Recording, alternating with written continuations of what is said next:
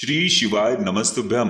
दोस्तों, पूज्य गुरुजी ने कहा कि अधिक मास की समाप्ति के बाद 17 अगस्त से फिर से हो रही है सावन की शुरुआत। 17 अगस्त से फिर से शुरू होने वाले सावन के इस दिन में आपको सिर्फ 11 चावल के दाने और 2 गुड़ के टुकड़े से एक ऐसा उपाय करना है जो आपके जीवन में चल रही व्यापार की समस्या को, नौकरी की समस्या को, घर में हो रही लड़ाई झगड़े को, मान सम्मान को, ऐश्वर्य को, धन प्राप्ति को, इन सारी समस्याओं को बहुत ही आसानी से समाप्त कर देगा। पूज्य गुरुजी ने कहा कि सावन के अब थोड़े से ही दिन बचे हैं और इन दिनों में आपको महादेव को प्रसन्न जरूर कर लेना चाहिए। अगर आप गुड़ के द्वारा किया गया ये उपाय शिवलिंग में करते हैं तो यकीन मानिए महादेव आपके जीवन से धन धान्य की समस्या और व्यापार की समस्या को सदैव के लिए समाप्त कर देंगे। तो चलिए जानते हैं उस विशेष उपाय के बारे में, लेकिन उससे पहले एक प्रार्थना, अगर आप चैनल पर नए हैं तो कृपया चैनल को सब्सक्राइब अवश्य कर लें। देखिए, आप सभी को पता होगा कि 16 अगस्त को अधिक मास की अमावस्या की तिथि थी और इसी दिन से अधिक मास की समाप्ति हो गई है। अब सावन के बचे हुए दिन की शुरुआत हो रही है 17 अगस्त से और महादेव को प्रसन्न करने के लिए ये कुछ दिन आपके पास बहुत ही विशेष मिले हुए हैं और इन दिनों में आपको महादेव को प्रसन्न जरूर करना चाहिए। देखिए, इस वीडियो में हम पूज्य गुरुजी द्वारा बताए गए 2 विशेष उपाय के बारे में बात करेंगे। ये दोनों ही उपाय आपको 17 अगस्त को जरूर करने चाहिए। उपाय बताने से पहले सामने स्क्रीन पर आपको एक प्रश्न दिखाया जा रहा है। इसमें आपको बताना है कि प्रभु श्री राम ने किसका वध किया था, सुग्रीव का या बाली का। इसमें से जो भी उत्तर सही हो वो कमेंट करके आप जरूर बताइएगा। चलिए बात करते हैं गुरुजी द्वारा बताए गए पहले खास उपाय के बारे में। देखिए, इस उपाय के लिए आपको 1 या 2 टुकड़े गुड़ के ले लेने हैं। क्योंकि आप सभी जानते हैं कि गुरुवार के दिन से शुरुआत हो रही है फिर से सावन के महीने की, इसलिए आपको गुड़ का टुकड़ा ले लेना है। क्योंकि गुरुवार का दिन समर्पित होता है भगवान विष्णु को और भगवान विष्णु को गुड़ बहुत ही प्रिय होता है। इसी के साथ आपको ले लेना है 7 चने की दाल। 7 चने की दाल जो भी आप लेंगे वो देख लेंगे आपकी ये खंडित नहीं होनी चाहिए, टूटी हुई नहीं होनी चाहिए। फिर इसी के साथ आपको ले लेना है 1 लोटा जल। जल आप तांबे के पात्र में ले लेंगे। अब ये तीनों सामग्री लेकर आपको पहुंच जाना है शिवालय। पूज्य गुरुजी ने कहा कि ये उपाय आप सुबह से लेकर शाम तक किसी भी समय कर सकते हैं और ये उपाय महादेव को तो प्रसन्न करने के लिए है ही और साथ ही साथ भगवान विष्णु को भी प्रसन्न करने के लिए है। देखिए, ये उपाय उन लोगों को करना चाहिए जिनके जीवन में धन को लेकर बहुत ज्यादा समस्या चल रही है, व्यापार सही से चल नहीं पा रहा है, भाग्य उनका साथ नहीं दे रहा है, दुर्भाग्य लगातार बना हुआ है, कोई ना कोई समस्या जीवन में बनी रहती है, धन प्राप्ति के मार्ग नहीं बन पा रहे हैं, तो ऐसे लोगों को ये उपाय करना चाहिए। देखिए, शिवालय पहुंचकर सबसे पहले आप जो 1 या 2 टुकड़े गुड़ के लेकर आए हैं वो गुड़ के टुकड़े इस 1 लोटे जल में आप डाल देंगे और फिर इसके बाद जो आप 7 चने की दाल लेकर आए हैं, 7 यानी 7 चने की दाल को आप थोड़ा सा गीला कर लेंगे। देखिए, ये जो 1 लोटा जल है इसी से थोड़ा जल आप इन 7 चने की दाल में डाल लेंगे तो ये चने की दाल गीली हो जाएंगी। अब सबसे पहले आपको एक एक करके ये चने की दाल शिवलिंग के ऊपर समर्पित करना है। 1 चने की दाल शिवलिंग के ऊपर समर्पित करिए, श्री शिवाय नमस्तुभ्यं मंत्र का स्मरण करिए। दूसरी चने की दाल समर्पित करिए, श्री शिवाय नमस्तुभ्यं मंत्र का स्मरण करिए। ऐसे ही आपको 7 चने की दाल शिवलिंग के ऊपर समर्पित करते जाना है और 7 बार श्री शिवाय नमस्तुभ्यं मंत्र का स्मरण कर लेना है। फिर इसके बाद आपके पास जो 1 लोटा जल बचा हुआ है उस जल को आप धीरे धीरे शिवलिंग के ऊपर समर्पित करते जाएंगे और कम से कम 11 बार श्री शिवाय नमस्तुभ्यं मंत्र का स्मरण जरूर कर लेंगे।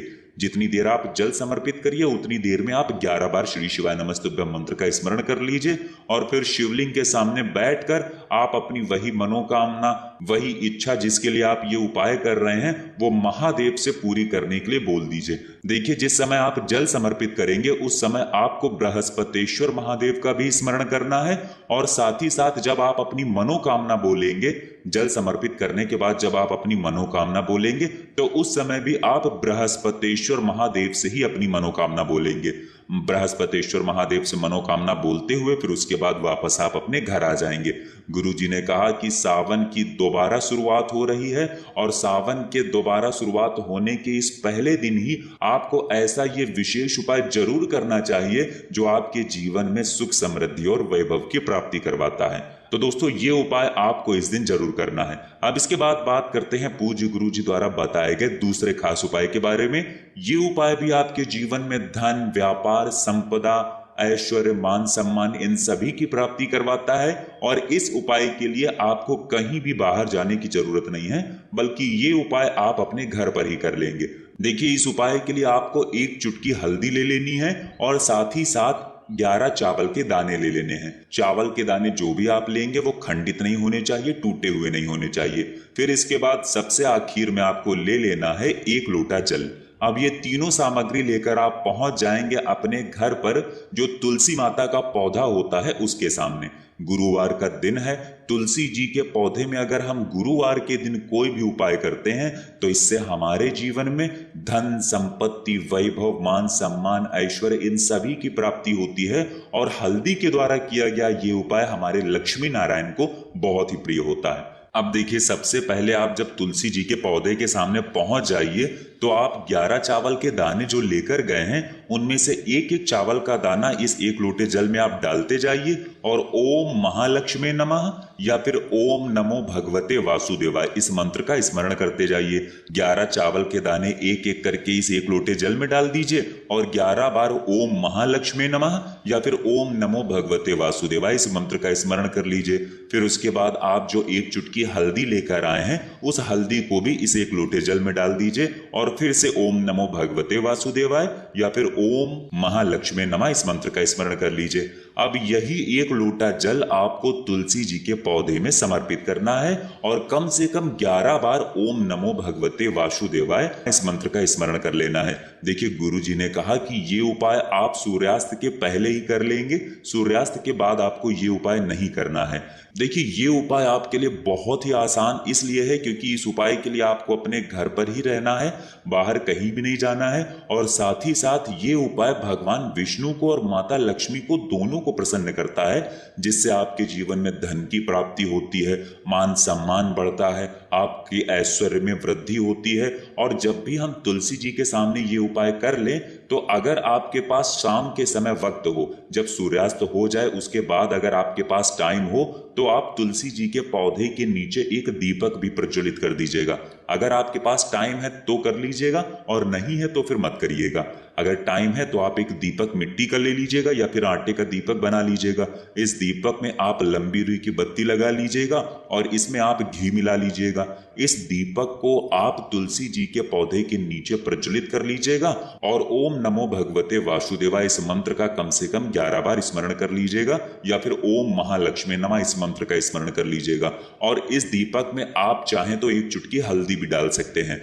गुरु जी ने कहा कि गुरुवार के दिन अगर आप ये उपाय करते हैं तो आपके जीवन में मान सम्मान ये सब तो बढ़ता ही है और हम यकीन दिलाते हैं कि माता लक्ष्मी आपके जीवन से कभी भी नहीं जाती हैं, बल्कि सदैव के लिए आपकी दरिद्रता और दुर्भाग्य का अंत होता है और आपको सुख समृद्धि तथा वैभव की प्राप्ति होती है। तो दोस्तों, ये थे पूज्य गुरु जी द्वारा बताए गए 2 बहुत ही खास उपाय। अगर आपको जानकारी अच्छी लगी हो तो वीडियो लाइक करिएगा। मिलते हैं फिर एक नए वीडियो के साथ। श्री शिवाय नमस्तुभ्यम।